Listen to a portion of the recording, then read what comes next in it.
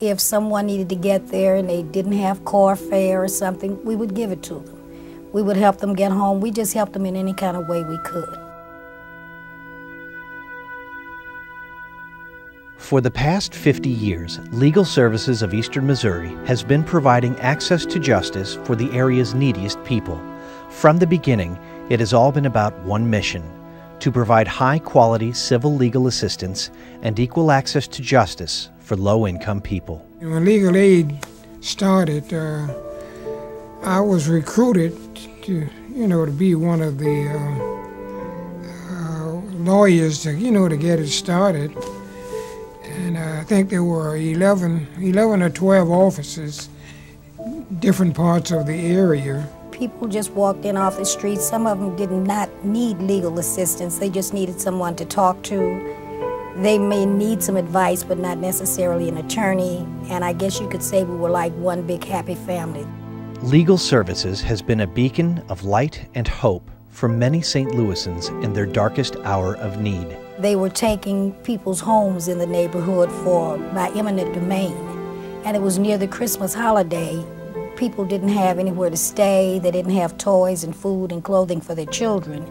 And we, the girls at the office and the attorneys, we went out and we found clothing, and the police department gave them food, and we found toys for the children. In fact, one of our offices looked like a store. There was a knock on the front door, the door to the office there. And I know they kept knocking, and I heard it. So I came down to the door to see. And the woman said, well, I wanted to see about, she had put in for welfare. I think it was welfare. And she said, I haven't heard anything from them now. It's been over 6 weeks ago. And of course she was pregnant, and so forth. And so later on, while I was still at the office that Saturday, she called me and said, well, you don't have to worry about it. Say, I can take care of themselves, things can be taken care of. I called my wife, you see, and I told her, I said, how about checking on this woman? The woman opened the door, and the first thing she said that the Lord must have sent you here. The reason why, they had in this kitchen, they had a gas lighter, you see, and they had closed the kitchen door, and she had her children sitting around there. They had cut the gas on and blew the flames out, you see, and it was just going to suffocate, yeah. And so my wife, after she saw that gas, she just, brought them all out of the house.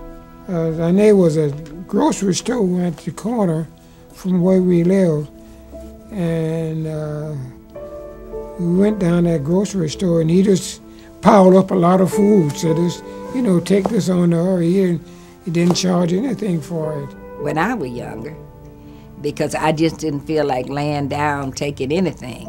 I felt that I had to stand up for what I believed, or I'd lay down for nothing. Eddie Mae Binion has fought injustice all of her life. I was on permanent total disability. At that time it was called PTD. And I think we were getting $60 a month. And they had decided to cut it to $40. And we had a huge demonstration. And somebody from Legal Service was there.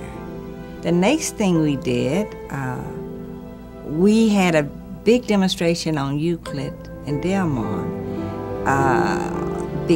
because of the same thing. And we held the director of the Division of Family Service hostage until he agreed not to cut the PTD. We held him there and then turned a bunch of kids loose in the office. And then they agreed to not cut that to $40 to let it stay $60. Just get those kids out of there. Eddie Mae knew that she could not do it alone. She knew that in order to make changes in her community, she would need the help of the men and women of legal services. Every time we were going to do something, we wanted to not be illegal doing it, and we would have to get the advice from them. And therefore, it constituted one of their staff to come to our meetings so they could give us advice. While people like Eddie Mae and the men and women of legal services continued to fight for the rights of the area's poorest communities, a groundswell of controversy was brewing. The very future of legal services was about to be questioned and possibly destroyed. Larry Roos was the supervisor of St. Louis County, and the county was giving something like $16,000 a year to legal services as a contribution. And at a board meeting of the county council, I guess, Larry Roos asked Denny Ray, again, based on all these articles in the paper, the following question. Would legal services, legal aid in those days, represent a communist? Now remember, Denny Ray has been in the South, he's practiced in New York, he's now in the Midwest, and he really can't believe that this question was asked. So he gives what he thought was an appropriate response to that kind of question. He said, sure, if they had a swinging program for the poor. So it was kind of a sarcastic answer to what he thought was a silly question, at which point the county withdraws its $16,000. Those comments from Dennison Ray, the executive director of legal services at the time, set off a firestorm of bad publicity. In the wake of St. Louis County pulling their contribution, other organizations withdrew funding as well. In fact, the future of legal services was in greater peril than anyone could have realized.